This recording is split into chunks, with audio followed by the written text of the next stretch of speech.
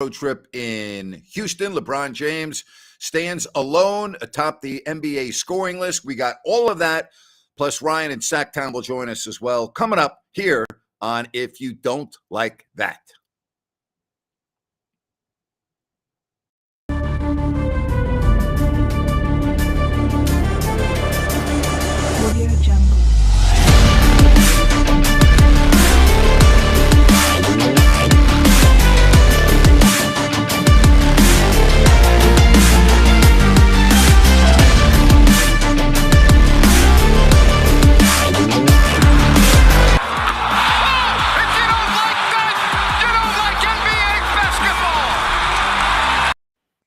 And holy moly, Jim Bob Bowley. Jerry, how are you? Hey, I'm good. I'm good. Really looking forward to the Kings' final game of the road trip, and hopefully it ends on a positive note. Certainly better. Well, yeah, we'll talk about that in a moment. I want to talk about what we watched last night. You and I were blessed to do LeBron's first ever game. I always give you credit. You made the statement in his very first game 20 years ago, October of 2003. And you said, barring injury, we may be saying that when it's all said and done, we're watching the greatest player ever to play the game. I know you think he is. He stands alone. He's a marvel. There's nothing else you can say. The guy's a marvel. Yeah, at 38, doing what he's doing. And I was just reading a little thing the other day of all the players that scored over 30,000 points. And of course, he and Kareem got 38,000. But really, by the time they got to the 30,000 mark, most of them were very marginal players. Mm-hmm. Whether it was Kobe or Karl Malone or Michael or whoever, they weren't really at the top in a top 10 by any stretch. Mm-hmm. Whereas obviously LeBron still is. Right. It's amazing to me. I thought he'd be great. I didn't know he'd be great this long, and and that's why I've always said that you have to consider him maybe the GOAT because of his 20-year run, basically, Yep. where I think there's a lot of players over a 5 or 6 years period would be every bit the equal to LeBron, but I don't think any can compare over 20. No, unbelievable. I'm bringing Ryan in for this discussion. I've got us all messed up on the screen, but that's okay. Ryan, your take on what you watched last night, and again, you being younger, Jerry and I have watched so many great players. I don't know if it really matters that we say that he's the best of all time, because it's subjective. You may say Jordan, Mhm. one play may say Russell, one guy may say, but you cannot have the conversation. You just can't have the conversation without having LeBron James in at least the top 3 or 4 or 5 players. I mean, you just can't. It's just not possible. No, it's not, Grant. LeBron, what comes to mind is, usually guys don't live up to the hype. And this guy had all the hype in the world from day one before he even entered the association. Yep. And seeing the longevity of his career, like Jerry mentioned, and just the mental fortitude and focus and the way to make his teammates better on multiple different teams.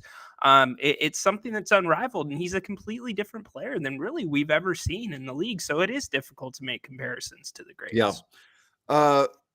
Jerry, 38 years old, still playing at this level. I might be more amazed at that than anything else. I'm trying to think, Jerry, you probably have a better perspective on this than I, because you were in the league before I really started doing games and following the NBA on a nightly basis. I'm trying to think a guy that was that age playing at this level. Have we ever seen this before, Jerry? No, we haven't. Certainly Kareem was playing at a high level until probably his last couple of years. He was effective and productive, but he wasn't a dominant force at that age. And LeBron is still. I think you couldn't say pick 10 players in the league better than he is right now. So it's uncharted territory. There's no doubt about that. All right, something else. I would think that last night there were a lot of casual viewers, people that don't watch the NBA on a regular basis, they just were watching to see history made. I get that. That game was so awful last night, and the defense is pathetic, and Adam Silver and everyone in the league is there. You can't tell me, Jerry, that the people that are in the league office that run the league are happy with the product. I don't know how they could be. That's just bad basketball. Well, if they are, they should be very afraid, because it's almost sometimes like watching a pickup game at the Y. I mean, except for the marvelous talent that the players have. I mean, and they're simply, we've never seen this kind of talent before, but the game itself is suffering. There's no structure to it. The 3-point shot is, everybody has to take 40 of them a game. And the attacking the officials for the most part, just about every call, it's just asinine. And at some point, the casual fan will turn from this product if they don't kind of get a little better handle on it. They already are. Loves it, yeah. And a lot of people are turning off. You're exactly right, Grant. I mean, if the playoff ratings in the past few years have proven that. Ryan, what's your take on that? Well, specific to last night, Grant, last night felt like more of an event than an actual game. Yep. So it's a little bit of an albatross, but yeah, it was not a good sample size for the NBA. And, for us growing up, watching physical play, watching defense, we don't see much defense anymore. And that's what leads to intensity sometimes on the floor and really great plays. And that's what's missing in the game to me, is that physicality. Well, it was a great event. There's no doubt about that. I don't know what the league can do. I still go back to you, Jerry. I think that of all of the things that I've heard, your suggestion that you made years ago about removing a corner three would improve the game greatly. Do I see the league doing that? I'll tell you one thing I would say about the league and being involved in it for 32 years. The league's not afraid to say we have to make changes. They've always been very progressive that way. They acknowledge when things are not working and they'll make a change. I don't think it's working right now. I think they do need to make a change. Jerry, do you think that might be the easiest solution to improve the quality of the game? It would help. There's a couple of things. I think that would really help, because you'd get back to more straight line, fast break moves to the basket, more post play.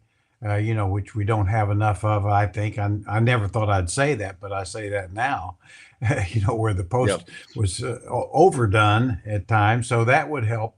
I think another couple other minor rules is get back to letting defenders, kind of check cutters. When I came to the league, not only could you bump them, but you were supposed to bump them. If you come off screens, the defender would bump them off their path. Now you can't touch them. And then the other little minor thing on the free throw line, I like the college game lineup on the free throw line to where they move back a space. And what that does, it cuts out the wrestling that we see pretty much on missed free throws. And my contention has always been, if you miss a free throw, the other team really ought to get it. Yeah. Have a better chance of getting it. Is that the same as wrestling? Well, it isn't quite. It is what people, when they go to wrestling matches in Southern Indiana, do. They watch wrestling. Wrestling. So, okay. I've never watched that sport before. I'm going to have to look that up on my phone and Google that. Okay. That's a little more. It's a little more aggressive. A little wrestling around there, man. Okay.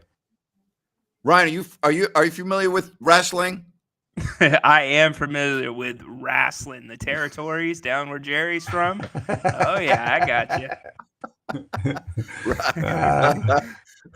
Wrestling. Still, Jerry, hard to believe that we did LeBron's first game 20 years ago, huh? It's pretty amazing. Oh, it was. I mean, years ago. It seems. I can remember it so well as you can. And of course the commercial with we did with LeBron, which was well done, I thought, and we were happy to make the money. But I mean, to have a speaking part on his first Nike commercial, and I think, and we've said this before, but I mean, as a point of nostalgia, now that he's broken all the records, they should run that commercial again to show how he started. It's on Couldn't the he? internet Come on, everywhere. what's Matter going of on, fact, Nike? Get with yeah, it. yeah. Someone put it out the other day, and I retweeted it. And I looked, it had already 1.7 million views, and I'm like, come on, cha-ching, cha-ching, cha-ching. You know what I mean? Cha-ching, cha-ching, cha-ching. Wow, man. All right, so let's talk about the Kings. I'm just not that impressed with how they're playing right now. I'm just not defensively. Well, I don't even know if there is such a thing as defense. Houston is just a god awful team, but this road trip's been very Jekyll and Hyde. Jerry, the Kings to me, they have to start playing better soon. Yeah, they do, and I think when you look around behind them, you've got a bunch of teams that are getting better. I mean the Clippers obviously really starting to get it together. Uh, you've got the Warriors is going to find a way. Curry will be back. I mean, Yep. so I think there's some concerns out there. The Pelicans. I noticed last night Valanciunas and Ingram played again, and of Yep. course, And they won. if they'd ever get Zion back, I mean, they're about as talented as any team in the league. So, yeah, if I'm the Kings, I know I got to play better, and as you pointed out exactly, they got to play better on defense. It's a team that's a little flawed, I think, as much as I love watching them. I mean, they're basically depend on the 3-point shot. I mean, if they're making threes, they can beat anybody. And Sure. if they're not making threes, anybody can beat them. And, which is pretty much true of most teams in the NBA now, Jerry. And that's the thing I don't like about the league right now. You could say that about almost every team in the league. About 80, other than maybe the two or three of the best teams, like Denver, Milwaukee, maybe Philly. Some of they have the great big that can score from inside and outside consistently. So, but you're right. I think if you looked at 30 teams, about 26 you could say that about. Yeah, absolutely. All right, let's talk a little bit about the trade deadline. Jerry, you have been in all facets of an organization. You've made trades before. You've been a coach before. The trade deadline is tomorrow. Did you think was that something that you heard chatter about in the locker room leading up to the trade deadline? Players were always concerned about it because rumors would be out there, and my approach was if there are rumors out there about a guy, I would always try to go to him and tell him what I knew. Yeah. I always thought honesty is always the best policy on something like that. To say, yeah, your name has been brought up. I'm not, don't know if it's going to happen or not, but rather than just nip it in the bud, so to speak, and. But yeah, I think players are people, and they have families and they have homes, and so even if some cases they want to be traded, but in general most don't, because even they'd prefer it happen during the summer when there's more time to adjust. So that's been my experience. So yeah, it's it's an unsettling thing. And even from the standpoint of the guys that are playing and aren't going to be traded, they're a little concerned about losing a friend or somebody isn't going to come in and fit as well, which we've seen that. Hey, Ryan, this is something I'll never forget. Jerry had to go to, at practice one day. I'm sitting behind the scores table bench area at Arco, and it made a trade with Boston to acquire Danny Ainge. And I'll never forget Jerry having to walk across the floor and tell Ed Pinckney that he had been traded to Boston. And Jerry, I'll let you take us the rest of the way. But Ryan, the most amazing part about this trade, Joe Klein was involved, and Joe Klein was at the hospital with his wife as she was in labor with their first child. Jerry, that was something else, wasn't it? Well, it was. It's really tough for me because I was the coach at the time, but Bill Russell was the general manager. And you were the coach at the time. All right. Okay. Yeah. And so I didn't make the trade, but I had to tell the guys, and I didn't know obviously that Joe was in the situation he was in. You call his phone. And of course that made it even worse, if I and I think more was made of that than they should have, because it's like, hey, I'm just calling Joe Klein to give him give him the news. I didn't know he's in that situation, so that was tough. But the Ed Pinckney thing always struck me because Ed was, as you know, such a great guy, The great best. guy, good Love good Ed. player, Yep. and he didn't want to be traded to Boston.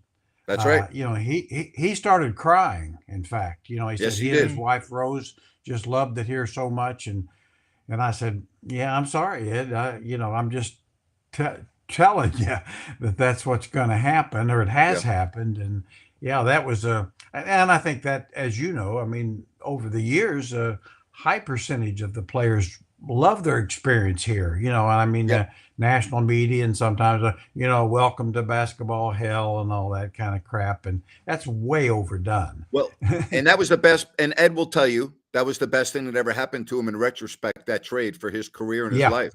Yeah. Yeah, and that's what I tried to tell him. I said, "You're going to, you're going to a championship contender, and all that from a basketball standpoint." But the truth is, he did not want to go. And you know what? It was really great for Joe Klein too in his career. A lot of people make fun of Joe, and I get that because Karl Malone was in that draft. But the reality is, Joe had a really good NBA career. It lasted a long time. He played with some of the game's greatest players of all time on really good teams.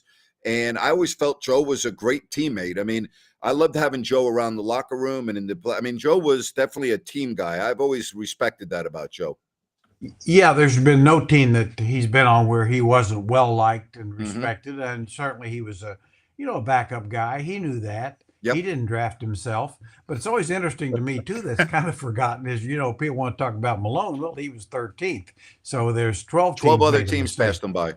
And but to that point, there were three guys in front of Joe, centers, that had far worse careers than he did. William Bedford, Benoit Benjamin, and John Concact. None of them Yep. lasted as long as Joe. Yep. So it's one of those things that sometimes people forget. Maybe a little bigger picture.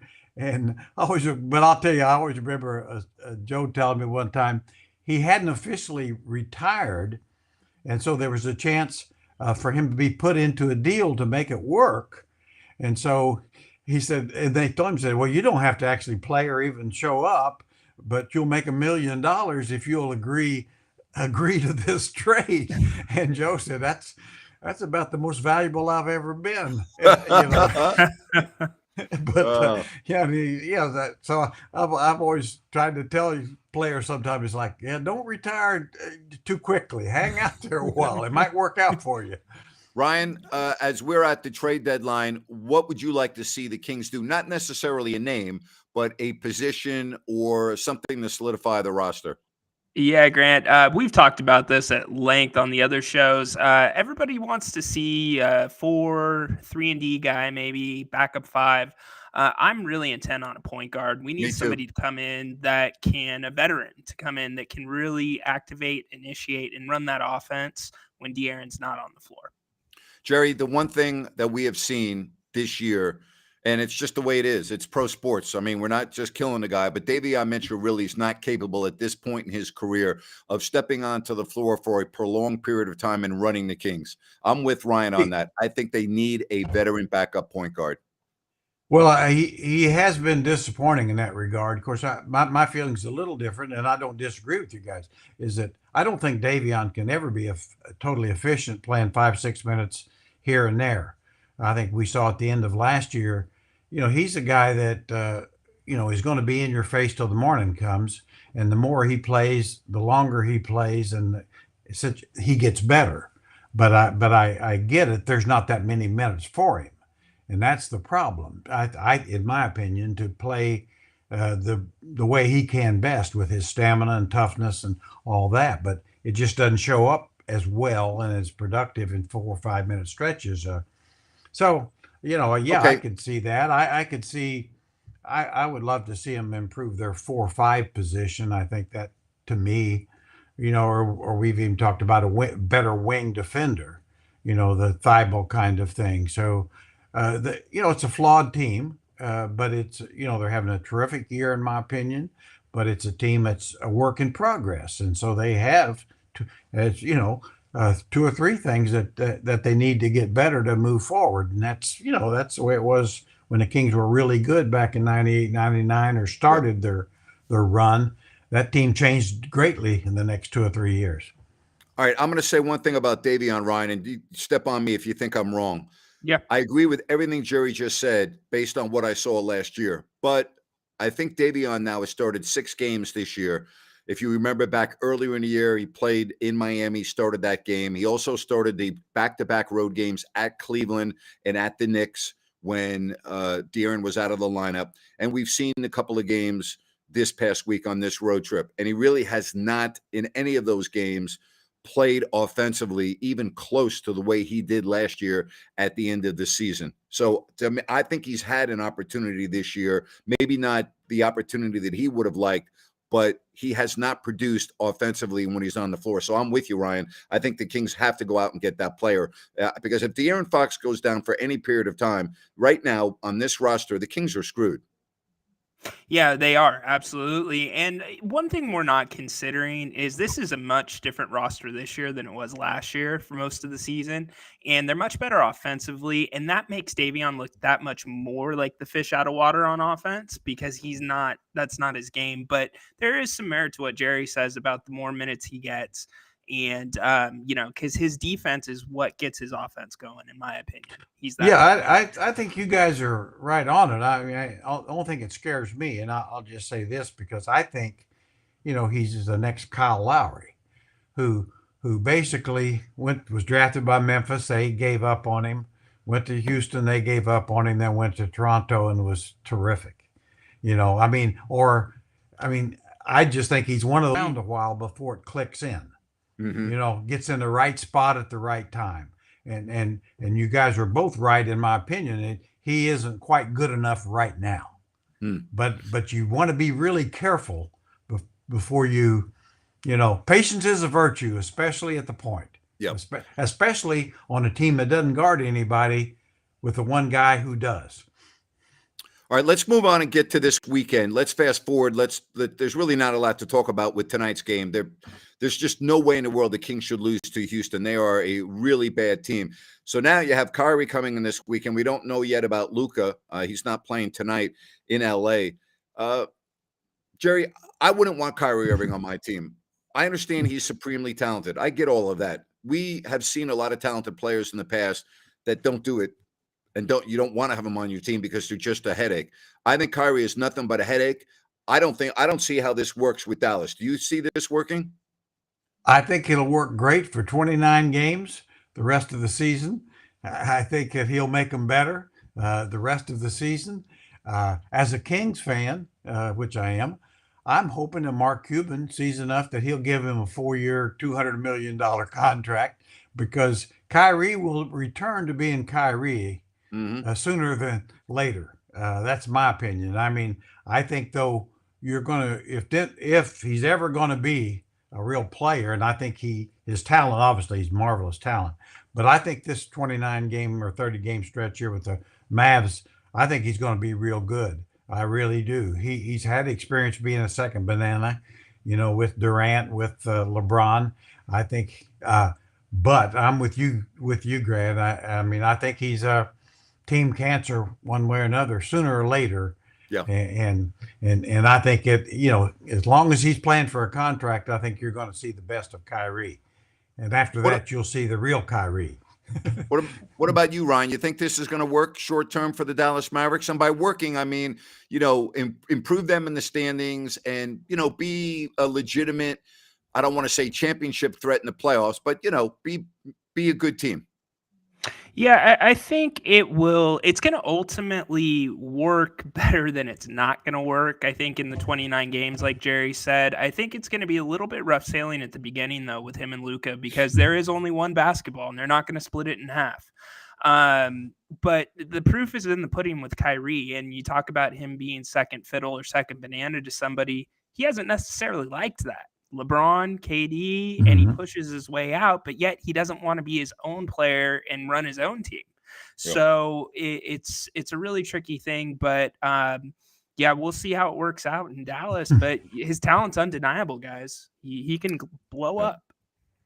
Yeah, we don't know yet Ye- about Luca. Luca's not playing tonight against the Clippers, so I'm not really sure what his availability is going to be this weekend. Those are back-to-back games, so you keep that in mind as well. And then the Kings play Phoenix, who all of a sudden is surging again, and then the All-Star break. So this is a very interesting period of time because the trade deadline is tomorrow, and tonight against the Rockets may be the last time we see some of these guys on the floor, not only for the Kings but for all teams.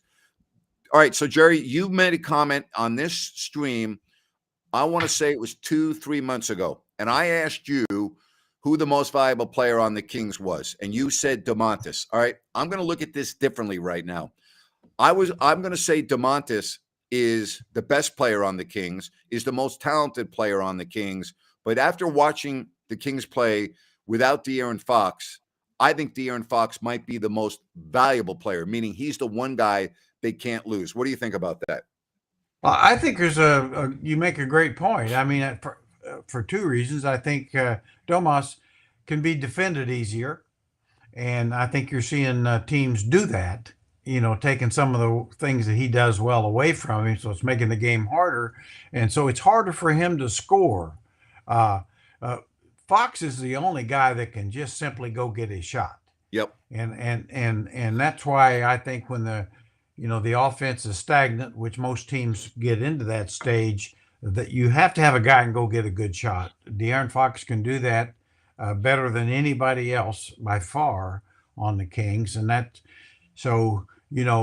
for the most part, and as good as Domas is, and I think he's just marvelous. I mean, he gives you the 100% every night. Yep. And really fills all the boxes. But when it's crunch time, he can't go score the baskets that you need. Fox can.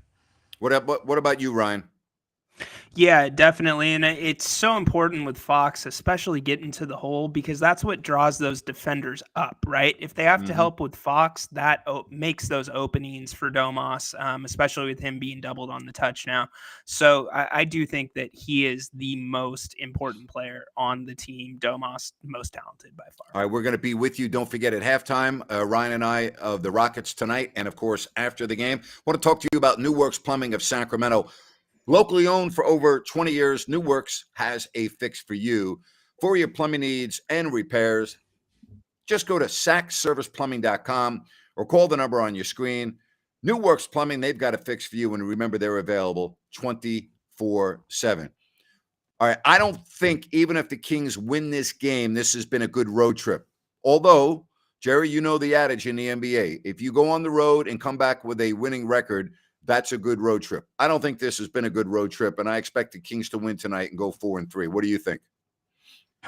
No, I mean, they have to go 4-3, and it's still a little bit disappointing because of the schedule.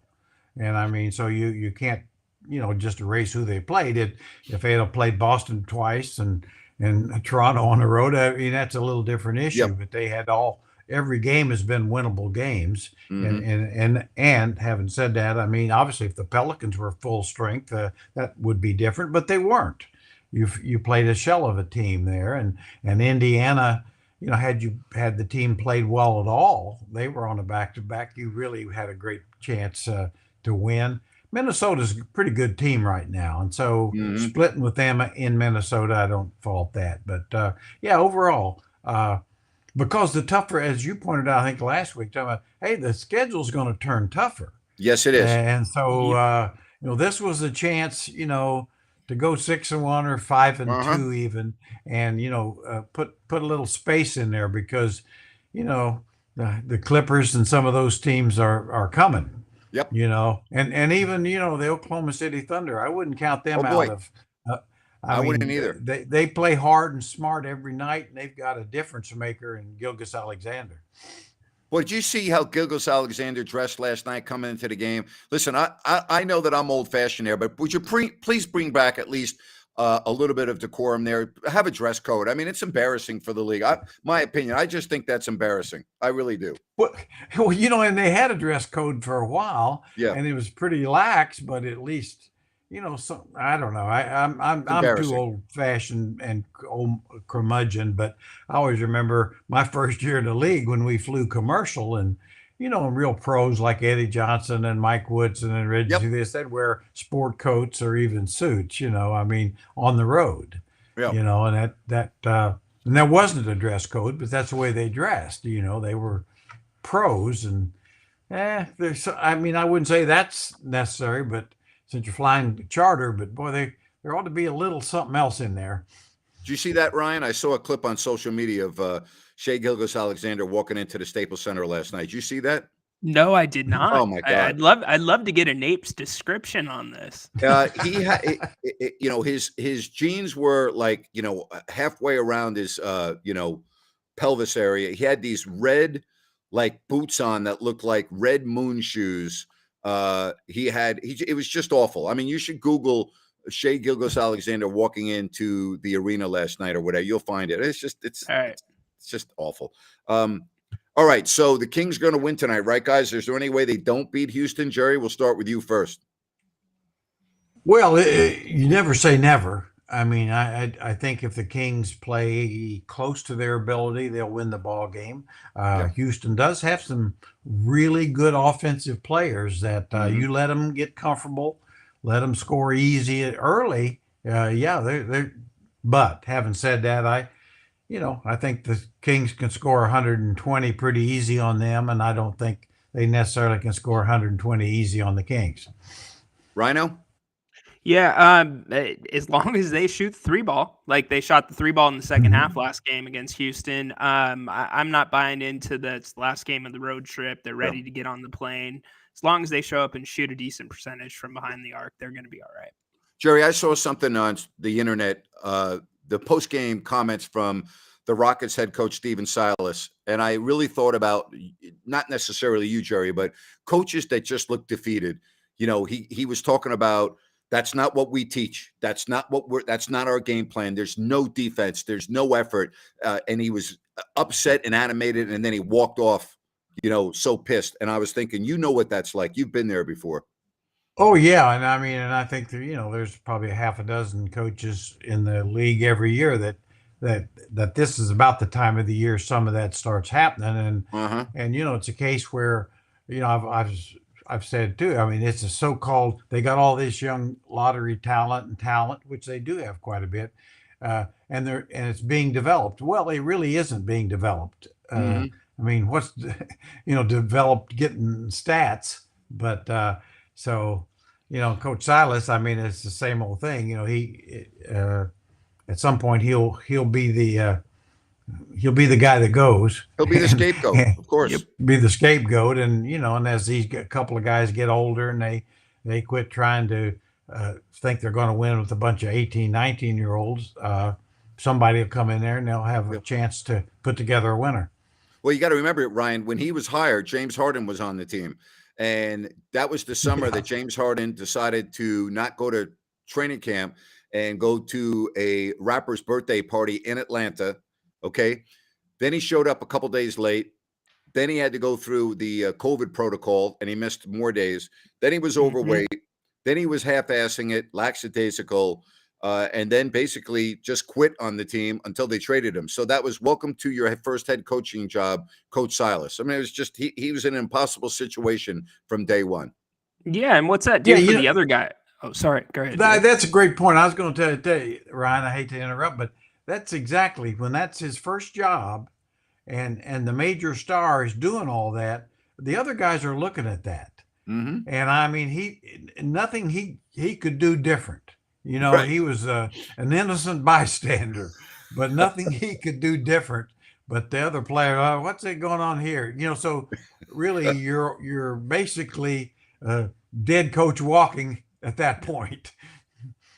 Yeah. All right, so guys, let's go. Jerry, give me your Super Bowl prediction for Sunday.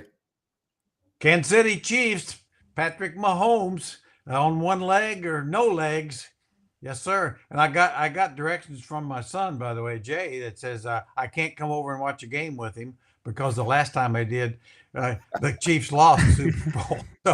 So I mean, he's got too much Grant Napier in him. That's all I can say. So I said, okay, hell with you. I'll stay home watch it by myself. Oh my God. Well, Jerry, just so you know, he doesn't have a lot of Grant Napier in him because as you know, you were right next to me for a lot of big Giants games because we had to work and announce the Kings games together. So I couldn't say, Jerry, you gotta leave because the last game the Giants lost. So you can't work with me. You know what I mean?